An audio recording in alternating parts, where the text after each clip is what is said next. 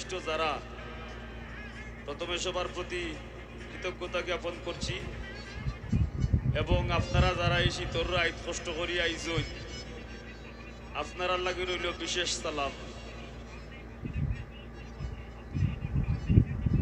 ভাইও কইজন প্রোগ্রাম হইবার লাগে আমি অতি উৎসাহী, ভাইও মনে হয় শব্দ ভুল করছো, অতি উৎসাহী না।